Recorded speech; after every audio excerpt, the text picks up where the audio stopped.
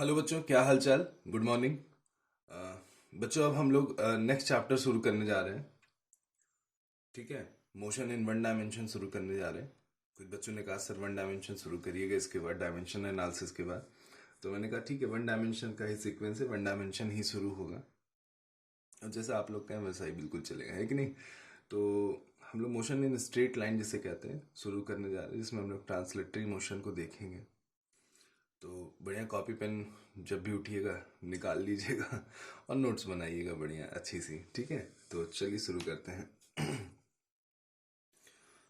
Motion in one dimension. ठीक। Motion in one dimension. ठीक बच्चों, चलिए शुरू करते हैं। देखिए बच्चों, मोशन इन वन डायमेंशन है तो बड़ा टॉपिक, मगर ये है, आप कह सकते हैं कि बड़े इंटरेस्टिंग टॉपिक है। बड़े टाइप के क्वेश्चन बनते हैं, कंसेप्चुअल क्वेश्चन से लेके न्यूमेरिकल, मतलब कई तरीके की चीज़ें इसमें होती हैं। ग्राफ का प्रॉब्लम होता है, मतलब अच्छे अच्छे क्वेश्चन बनते हैं। कंपटीशन के पॉइंट ऑफ व्यू से भी ये बहुत अच्छा चैप्टर माना जाता है। और हम ये कह भी सकते हैं कि फिजिक्स में जब हम लोग मैथमेटिकल टूल्स, वेक्टर एनालिसिस जब ख़त्म करते हैं तो इमोशन डायमेंशन से ही फिजिक्स की असली शुरुआत होती है। तो इसे पढ़ना तो बहुत कुछ है हमको बच्चों, है कि नहीं। ये वीडियो लंबा होने वाला है, मतलब ये वीडियो नहीं, कई पार्ट में बनेगा ये। मतलब ये मान के चलिए कम से कम 10-15 वीडियो तो मैं इसमें बनाने की मूड में हूँ कि पूरी तरीके से वन डायमेंशन अच्छे तरीके से कंप्लीट किया जाए, हर टॉपिक के साथ अच्छे अच्छे एग्जाम्पल। ठीक है, तो देर ना करते शुरू करते हैं। चलिए, सबसे पहली जो हेडिंग पड़ेगी अपनी बच्चों, वो पड़ेगी distance and displacement.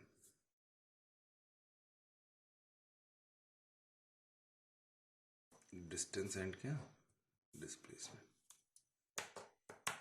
Distance and displacement होता क्या है, सबसे पहली बार अगर हम बात करते हैं डिस्टेंस और डिस्प्लेसमेंट होता क्या है। ठीक है, तो बच्चों चलिए देखें, लिख देता हूँ। छोटी क्लास में पढ़ा भी होगा फिलहाल, मगर एक बार जब नोट्स बना रहे हैं तो अच्छा होना भी चाहिए, लिखना भी चाहिए। डिस्टेंस जो होता है वो एक्चुअल पाथ होता है। Distance is the actual path. इसके बाद बहुत अच्छे अच्छे क्वेश्चन कराऊंगा। पाथ, ठीक, covered by a moving particle या बॉडी, कुछ भी आप कह सकते हो। मतलब जो एक्चुअल पाथ होता है, ठीक है, पूरी जर्नी में जो एक्चुअल पाथ बनता है। ठीक है, और डिस्प्लेसमेंट हम कह सकते हैं क्या, डिस्प्लेसमेंट उस पाथ का सबसे छोटा रास्ता जो, displacement is the shortest path. ठीक है, डिस्प्लेसमेंट क्या है, एक बहुत शॉर्टेस्ट पाथ होता है। ठीक, अब इसके पॉइंट पे हम जाते हैं, अगर समझने की कोशिश करते हैं तो देखिए कैसे होता है। जैसे मान लीजिए आप कोई जर्नी कर रहे हैं, मान लीजिए यहाँ से आप यहाँ तक आए, ये आपकी जर्नी है, ये लड़का दौड़ रहा है इस बात पे। ठीक, ये पॉइंट ए है, आप यहाँ तक पहुँच गए, ये मान लीजिए यहाँ खड़े हैं। तो आप अगर ध्यान से देखें तो ये आपका बनेगा एक्चुअल पाथ। ये जो बन रहा है ये पाथ कैसा है, ये पाथ आपका एक्चुअल है। तो ये पाथ आपको डिस्क्राइब करेगा डिस्टेंस। ये क्या बताएगा, डिस्टेंस।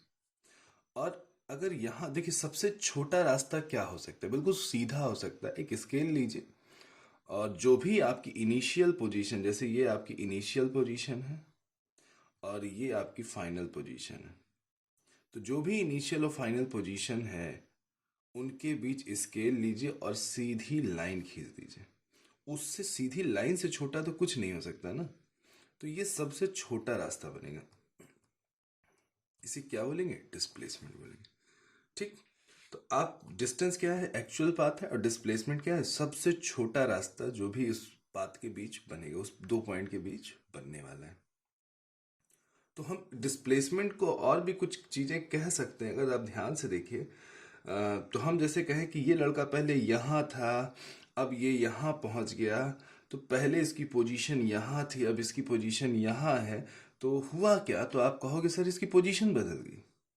तो डिस्प्लेसमेंट को हम दूसरे टर्म में ये भी बोल सकते हैं, चेंज इन पोजीशन। क्या बोल सकते हैं? चेंज इन पोजीशन भी बोल सकते हैं। समझ गए? डिस्प्लेसमेंट कैसी क्वांटिटी होती है? वेक्टर क्वांटिटी होती है। मतलब कहने की बात यह है कि वेक्टर क्वांटिटी है तो भैया इसके पास दो फिगर्स होंगे, एक तो मैग्नीट्यूड होगा, दूसरा फिगर जो हो जाएगा वो है डायरेक्शन। ये इनके बगैर अधूरी है, ये इनके बगैर क्या है? अधूरी है। और अगर ये वेक्टर क्वांटिटी है तो अपने मैग्नीट्यूड वाइज तो ये पॉजिटिव रहेगी, बट डायरेक्शन वाइज पॉजिटिव भी हो सकती है और नेगेटिव भी हो सकती है, क्योंकि डायरेक्शन प्लस भी हो सकता है और माइनस, क्योंकि कन्वेंशन है। अब डिस्टेंस की अगर हम बात करते हैं, अगर हम डिस्टेंस की बात करें तो डिस्टेंस एक स्केलर क्वांटिटी होती है, और स्केलर क्वांटिटी के पास सिर्फ और सिर्फ एक ही फिगर होता है जो कि मैग्नीट्यूड, और ऑलवेज पॉजिटिव होता है। और ऑलवेज क्या होता है? पॉजिटिव होता है। समझ गए बच्चों? हमेशा क्या डिस्टेंस और मतलब डिस्प्लेसमेंट की बात किया जाए तो ये पॉजिटिव नेगेटिव भी हो सकता है, मगर ये ऑलवेज क्या होगा? पॉजिटिव होगा। तो सबसे पहले थ्योरी कंप्लीट किया जाए, फिर क्वेश्चन पे आते हैं बच्चों। तो सबसे पहले आप इसका कुछ नोट लिख लीजिए। सबसे पहला पॉइंट अगर हम बात करते हैं, ठीक, एक चीज याद रखिएगा, डिस्टेंस जो है हमेशा बड़ा होगा, हमेशा बड़ा होगा या तो बराबर होगा। जैसे अगर हम बात करते हैं इस पाथ में, अगर हम बात करते हैं तो आपको सबसे बड़ा क्या लग रहा है? डिस्टेंस दिखाई दे रहा है ना, ये डिस्टेंस सबसे बड़ा है। अगर हम एक स्ट्रेट लाइन लेते हैं, अगर एक स्ट्रेट लाइन जर्नी अगर हम लेते हैं, मान लीजिए हम यहां से चले और यहां पहुंचे, ये कैसी जर्नी? स्ट्रेट लाइन है, तो ये ए पोजीशन, ये भी। तो आप अगर एक चीज देखिए, ध्यान से समझने की कोशिश, तो यही आपका एक्चुअल होगा और यही आपकी शॉर्टेस्ट भी होगा।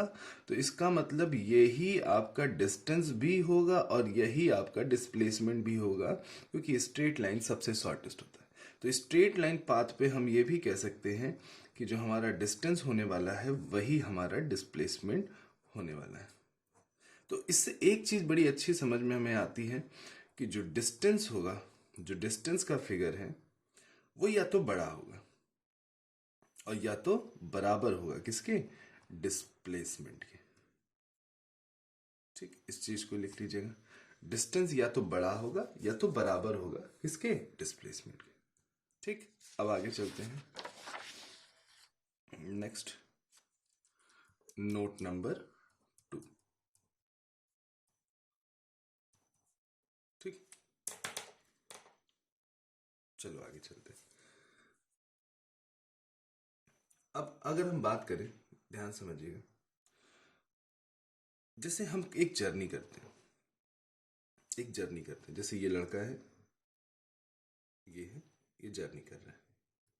ठीक, मान लीजिए यहां से शुरू किया, मान लीजिए घर से, ये उसका घर है, यहां से निकला और वो मार्केट की ओर गया, मान लीजिए यहां तक गया, और यहां एक मार्केट है, यहां एक क्या है? मार्केट है। ठीक, मार्केट को क्या पाया? लॉकडाउन लगा था, क्लोज्ड पाया। अब फिर क्या होगा? क्लोज पाएगा तो किधर आएगा भाई? घर की ओर आएगा। ठीक, फिर कहाँ आ गया? घर की ओर आ गया, ये उसका घर था।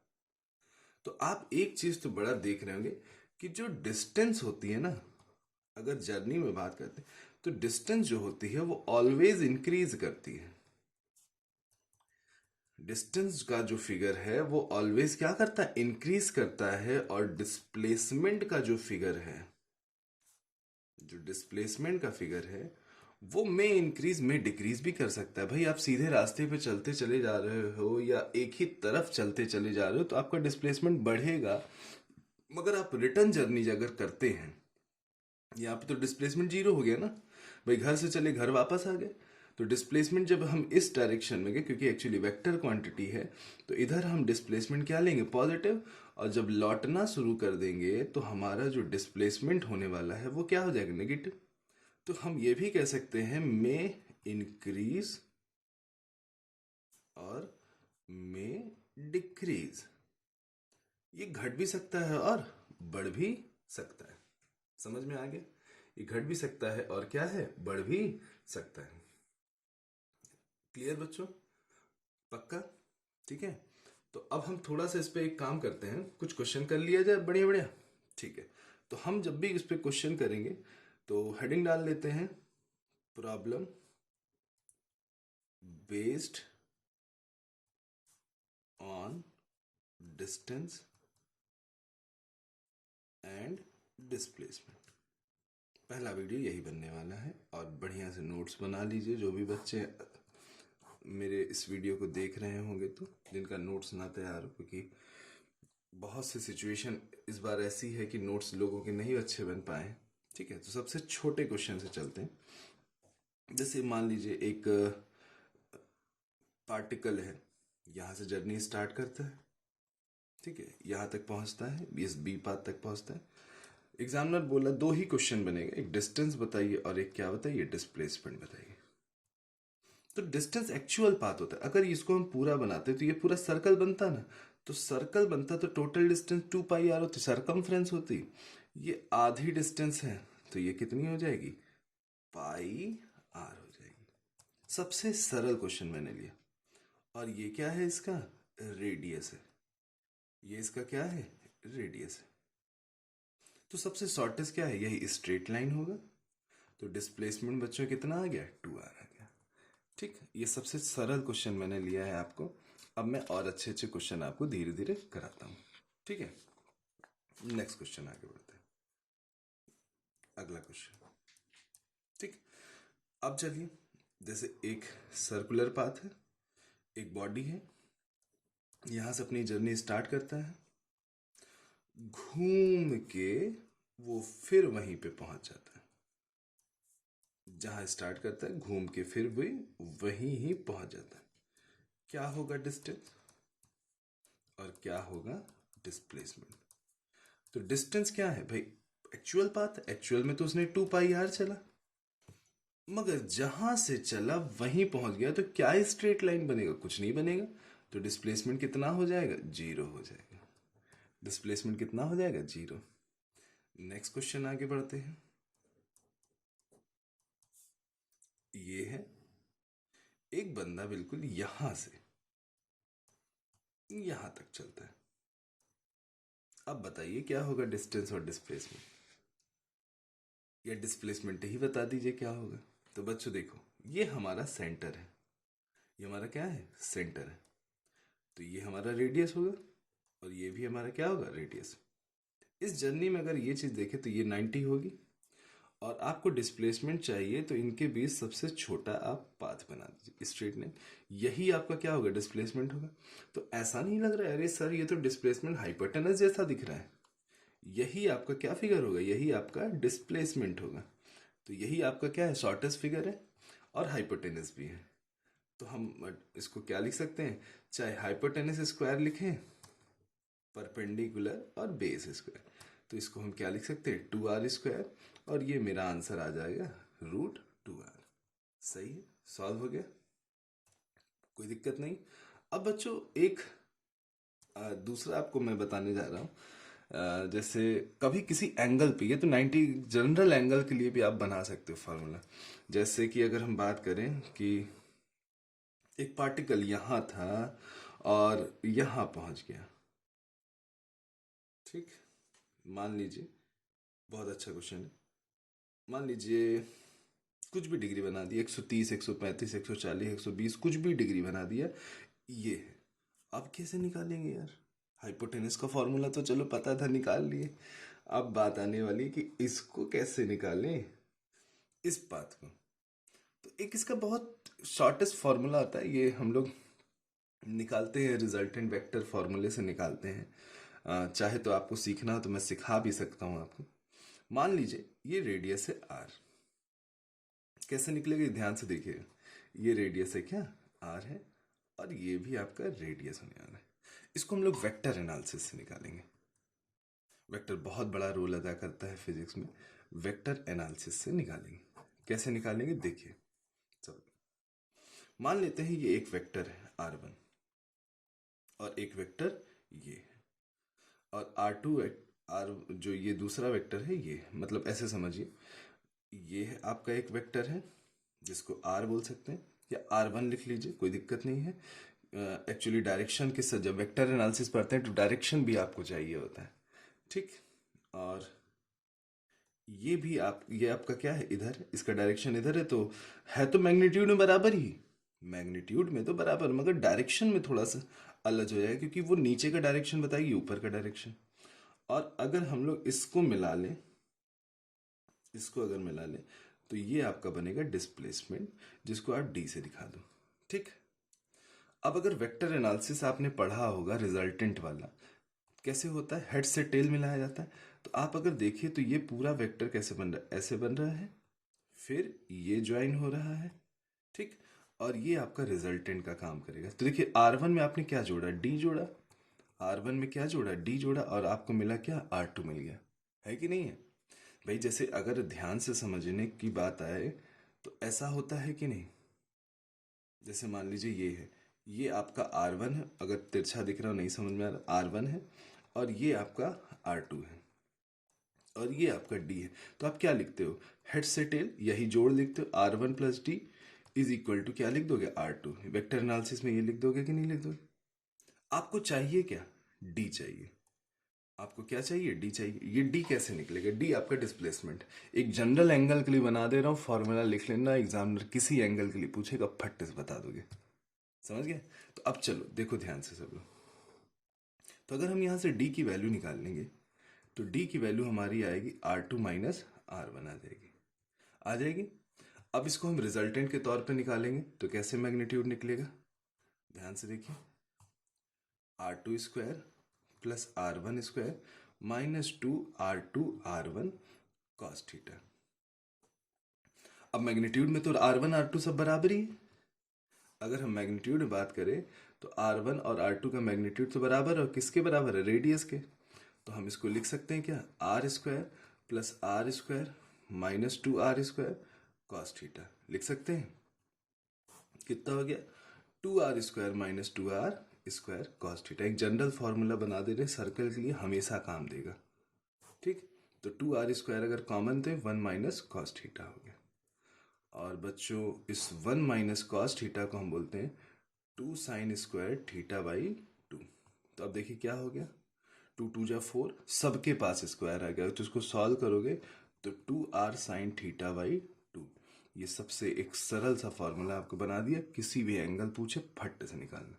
अब जैसे इसको ट्राई कर लो ना, इसको तो हाइपोटेनस से निकाल लो, इससे भी निकाल के देख लो, जरा देखो कितना होगा। 2R 90 डिग्री है, या 90/2 लिख दो, 2R 45 हो जाएगा, 1/√2, रेशनलाइज कर लो, √2 कितना हो जाएगा, ये √2 कट जाएगा, तो कितना है, √2R। देखो वही आंसर आ गया जो लिखे हो। अब 120 डिग्री के लिए पूछा है ना, किसके लिए पूछा है, 120 डिग्री के लिए। तो देखिए कैसे निकलेगा। तो हमारा डिस्प्लेसमेंट का फॉर्मूला आ गया 2R साइन थीटा बाई 2। कितना है, थीटा कितना है, 120 डिग्री, रख दीजिए यहाँ पे। 120 डिवाइडेड बाई 2 60 हो जाएगा, और साइन 60 कितना होता है, √3/2। 2 से 2 कट गया, कितना आंसर पा गए, √3R पा गए। थीटा 180 के लिए पूछता, मतलब हम जर्नी को कहाँ से स्टार्ट करते, यहाँ से स्टार्ट करते यहाँ तक पहुँचते, ये तो 180 है। अब डिस्प्लेसमेंट है, तुरंत एक जनरल फॉर्मूला भड़ाभड़ निकालते चले जाओ। 180 में काटो, 90 आएगा, साइन 90 कितना होता है, 1 होता है। देखिए सही बात, अगर आप देखें तो ये कितना आ जाएगा, 2R ही तो आएगा, और आंसर भी 2R आ गया, आ गया ना। अगर बोल देता अब theta is equal to 30 degree या theta is equal to 60 degree, लड़का परेशान हो जाता, अब कैसे निकालें कैसे निकालें। वो आपके पास फॉर्मूला है, रख दो यार, साइन 60/2 कितना हो जाएगा, 2R। 30 साइन 30 कितना होता है, 1/2 होता है, कैंसिल आउट हो गया, कितना मेरा आंसर, R आ गया। आसान है ना? चलिए अब नेक्स्ट प्रॉब्लम करते हैं। नेक्स्ट अच्छी प्रॉब्लम, कुछ एनसीईआरटी की प्रॉब्लम लेते हैं। देखिए ध्यान से, बोला क्या है, एक कार है। पहले एक इसमें सरल क्वेश्चन आपको कराऊं क्या? हाँ सरल पहले कराते हैं। जैसे मान लीजिए एक कार है, 2 किलोमीटर, ठीक, डायरेक्शन अगर आप जान लीजिए, डायरेक्शन नीचे साउथ होता है, ऊपर नॉर्थ होता है, ईस्ट होगा और वेस्ट होगा, ऐसा होता है। तो 2 किलोमीटर ईस्ट जाती है, 90 डिग्री का टर्न लेती है। 2 किलोमीटर ईस्ट जाती है, 90 डिग्री का टर्न लेती है, और 2 किलोमीटर नॉर्थ जाती है। डिस्प्लेसमेंट बताइए। तो यहां से चलिए यही डिस्प्लेसमेंट होगा। तो ये डिस्प्लेसमेंट हाइपोटेनस के तरीके काम कर रहा है, तो ये मेरे लिए बड़ा आसान सा होगा। और इसको हम क्या बोल देंगे, 2 2 जा 4, 2 2 जा 4, मतलब 2√2 आंसर हो जाएगा। है कि नहीं? आसान है बिल्कुल, कोई दिक्कत नहीं। अब एक एनसीईआरटी की प्रॉब्लम बड़ी अच्छी सी थी, देखिए ध्यान से सब लोग। बोला क्या है, एक कार है जो, मान लेता हूं यही 2 किलोमीटर का कंसेप्ट लेता हूं। 2 किलोमीटर चलने के बाद 60 डिग्री का, अपने मेन पाथ से 60 डिग्री का टर्न ले लेती है। कितने डिग्री का टर्न लेते हैं? 60 डिग्री का। ठीक, ये पहला टर्न था, ये टर्न नंबर 1 था। फिर 2 किलोमीटर चलने के बाद, 2 किलोमीटर चलने के बाद फिर से वो 60 डिग्री का टर्न ले लेती है अपने मेन पाथ से। ये टर्न नंबर क्या है? 2 है कि नहीं? आपको बताना है डिस्प्लेसमेंट क्या हुआ होगा। तो आप यहां से चले हो ना, यहां तक पहुंचे हो, आपको डिस्प्लेसमेंट निकालना है। ठीक, तो अब करें क्या, यहां पे ऐसे 90 डिग्री मार दीजिए, कोई दिक्कत नहीं है। ठीक है, तो अब अगर ध्यान से देखो तो ये बच्चों 60, अब देखो ये भी तो 2 किलोमीटर ही होगा ना। अगर ये 2 है तो ये भी कितना हो जाएगा? 2 हो जाएगा। बस आपको ये निकालना है, और ये दोनों सेम ही होने वाला है। अब देखो 2 किलोमीटर है, अब इसको देखो ये 90 डिग्री है, तो 90 डिग्री है तो ये बेस का काम करेगा। ये किसका काम करेगा? बेस का। और ये वाला काम करेगा किसका? परपेंडिकुलर का। तो हमको तो बेस चाहिए ना, तो कॉस, बेस तो कॉस में आता है, जिसका मतलब ये टर्म जो हो जाएगा कॉस का हो जाएगा, ये जो हो जाएगा 2 cos 60 हो जाएगा। और उस सिमिलरली ये भी अगर निकालोगे तो 2 cos क्या हुआ? 60 होगा। तो यहाँ से यहाँ तक की जो जर्नी होगी, यहाँ से यहाँ तक की जो जर्नी होगी कितनी हो जाएगी? अगर देखिए तो ये पूरा हमारा डिस्प्लेसमेंट होगा। ये पूरा हमारा क्या होगा? डिस्प्लेसमेंट होगा। तो डिस्प्लेसमेंट जो हमारा आया वो आया 2 cos 60 +2 +2 cos 60। cos 60 1/2, cos 60 1/2, cancel cancel, 1 + 2 + 1, कितना आंसर हुआ? 4 मीटर आ गया। कितना आ गया? 4 मीटर। नोट कर लीजिएगा इसको। आ गया बच्चों आसानी से?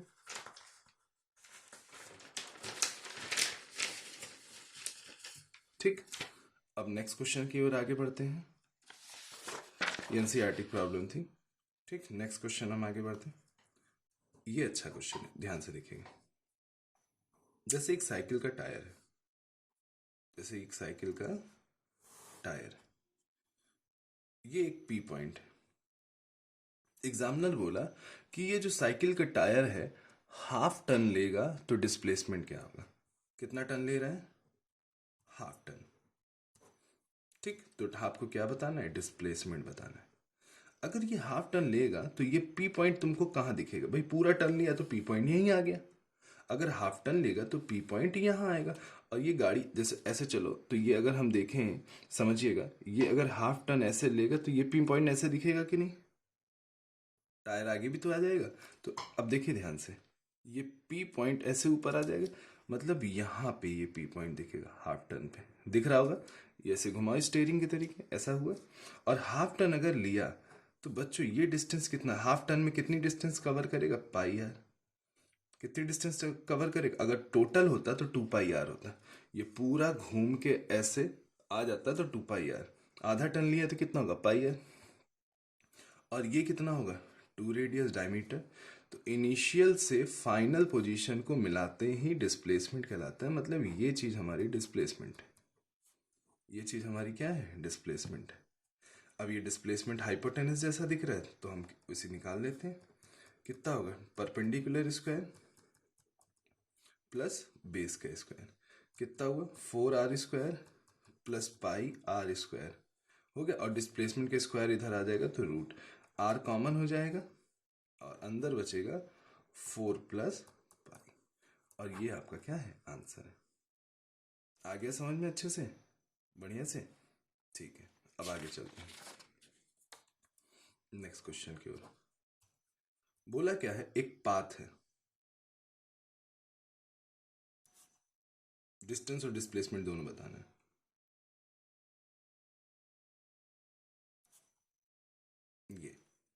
ये पॉइंट आपका आर है, ये पॉइंट आपका पी है और ये पॉइंट आपका क्यू है। ये जो दिया है 2r है, यहां से यहां तक ये डिस्टेंस a है, ये डिस्टेंस b है और ये डिस्टेंस है 4r है और ये जो डिस्टेंस है वो c है। ठीक है, ये डिस्टेंस कितनी दी है, c दी है।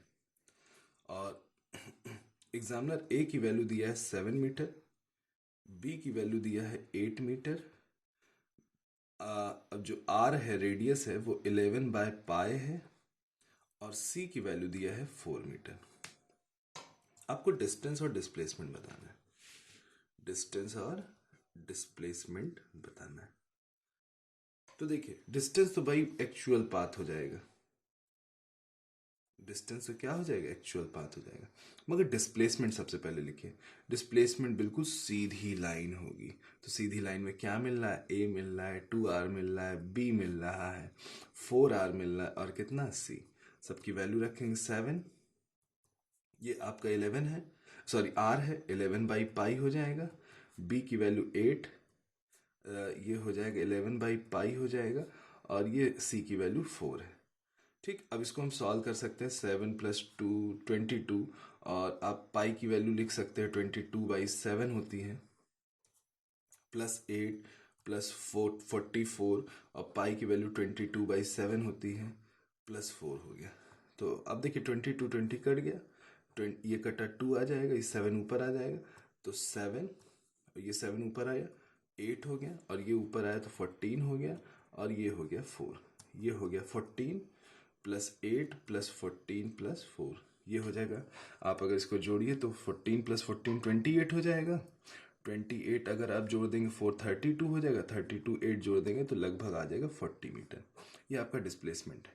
और डिस्टेंस क्या होगा, डिस्टेंस एक ये एक्चुअल पाथ a, दूसरा एक्चुअल पाथ ये सेमी सर्कल पाई, रेडियस अगर हम बात करें रेडियस कितना होगा, r बनेगा, ये ध्यान दीजिएगा। फिर एक्चुअल पाथ एक b बनेगा, फिर पाई और इसका रेडियस बनेगा 2r और एक एक्चुअल पाथ बनेगा c। ये आपका क्या है, डिस्टेंस है। आ गया समझ में, बढ़िया से, अच्छे से? ठीक, नोट कर लो। एक और बहुत बढ़िया क्वेश्चन कराने जा रहा हूं, देखो ध्यान से। एक क्यूबॉइड है, एक क्यूबॉइड है, इसको वेक्टर से कराते हैं। ठीक है, और क्यूबॉइड मतलब साइड तो बराबर ही होगी। 3 डायमेंशनल ज्योमेट्री में डिस्प्लेसमेंट निकालना थोड़ा सा टफ हो जाता है। एग्जामिनर कहा कि एक बंदा यहां से जर्नी स्टार्ट करता है, पहले इधर चलता है, फिर इधर चलता है, फिर इधर चलता है। अब बताइए डिस्प्लेसमेंट क्या होगा, मजेदार क्वेश्चन होने वाला है। ठीक, अब बताइए डिस्प्लेसमेंट, तो डिस्प्लेसमेंट होगा क्या, डिस्प्लेसमेंट तो ये होगा। अब इसको निकालें कैसे, ऐसा दिख रहा है। तो बच्चों देखो, इसको वेक्टर एनालिसिस बड़े अच्छे से निकाल सकते हो, बहुत अच्छे से। ये है ए, डायरेक्शन के साथ लिखिए, किधर जा रहे हो, आई कैप में जा रहे हो, बोलो है कि नहीं। फिर तुम किधर गए, ये भी ए होगा मगर किधर जा रहे हो, जे कैप में जा रहे हो, बोलो हो गया। अब ये भी ए है मगर अंदर जा रहे हो, मतलब जेड एक्सिस में जा रहे हो, वो भी नेगेटिव पोर्शन में, तो -k लिख सकते हैं। जैसे अगर हम बात करें तो ये ऐसा ही तो होता है। ठीक, ये x हो गया, ये y हो गया और ये क्या हो गया, z हो गया। तो अंदर तो -z होगा ना, तो -k होगा। तो आपकी जो पोजीशन है, ये जो पोजीशन है ये कितनी मिलेगी? तो आप बोलोगे सर ए आई वेक्टर फॉर्म में, ठीक, ए आई, फिर क्या लिखोगे, बी जे प्लस सी के, ऐसा लिख लो। अब एक्स कोऑर्डिनेट आपका ए है, जो नेक्स्ट कोऑर्डिनेट है ये क्या है, जे है, मतलब ये भी जो है जे है वाई वाला, और जेड वाला अगर हम देखें वो भी ए है बट माइनस के है कि नहीं है। अब क्या निकालना है, ये डिस्प्लेसमेंट है, आपको डिस्प्लेसमेंट का मैग्नीट्यूड निकालना है। तो कैसे निकलेगा, आई का कोफिशिएंट स्क्वायर, जे का कोफिशिएंट स्क्वायर, के का कोफिशिएंट स्क्वायर, और ये कितना आ जाएगा, √3 है। आंसर देखो, एक आसानी से आ गया आंसर, है कि नहीं है। वेक्टर एनालिसिस से बड़े आसानी से आ सकता है। जैसे एक क्वेश्चन में अगर लूँ, एक आदमी है, ध्यान से समझिएगा, वो कह सकता हूँ कि मान लीजिए 50 मीटर साउथ जाता है। साउथ जाने का मतलब ये हो गया -j कैप। फिर उसके बाद मान लीजिए वो 20 मीटर इधर जाता है, मतलब वेस्ट तरफ जाता है, तो मतलब हो गया -i हो गया। फिर बोल क्या रहा है, वो 10 मीटर नॉर्थ जाता है, मतलब j कैप हो गया, बोले है कि नहीं। तो इसको अगर हम मिलाएंगे तो ये आपका डिस्प्लेसमेंट हो जाए। इसको आप चाहे तो ऐसे भी कर सकते हो, पाइथागोरस से भी कर सकते हो। इसको ऐसे कर लीजिए, ये चीज़ आपको चाहिए। ये कैसे निकलेगा भाई, 50 में अगर 10 घटाओगे तो ये जो डिस्टेंस आएगी ये कितनी आएगी, 40 आ जाएगी। और ये जो डिस्टेंस है वो कितनी हो जाएगी। इसको वेक्टर एनालिसिस से नहीं भी लगाओगे तो बहुत आसानी से आ सकता है कि 50 में 10 घटाए तो ये 40 हो गया, ये 20 हो गया। अब ये हो गया हमारा डिस्प्लेसमेंट। तो डिस्प्लेसमेंट का स्क्वायर कितना होगा, 20 स्क्वायर प्लस 40 स्क्वायर। और डिस्प्लेसमेंट कितना हो गया, 20 मतलब 4, बस एक जीरो, और 4 4 जा 16 हो जाएगा। कितना हो गया, 2000 हो गया। यही आपका क्या हो गया, डिस्प्लेसमेंट हो गया। तो बच्चों आज डिस्टेंस एंड डिस्प्लेसमेंट का टॉपिक थोड़ा सा हुआ, अच्छे अच्छे क्वेश्चन मैंने आपको कराए, ठीक है। तो आपको अच्छा लगा होगा। मिलते हैं नेक्स्ट वीडियो में, और जल्दी मिलेंगे आपको नेक्स्ट वीडियो में, मतलब कल मिलेंगे फिलहाल। स्पीड वेलोसिटी, और जिन्होंने अभी तक 11 की पढ़ाई अच्छी नहीं करी है वो बिल्कुल मेरे साथ पढ़ सकते हैं और अपने नोट्स को भी अच्छा बना सकते हैं, ठीक है। चलिए मिलते हैं नेक्स्ट वीडियो में, थैंक यू।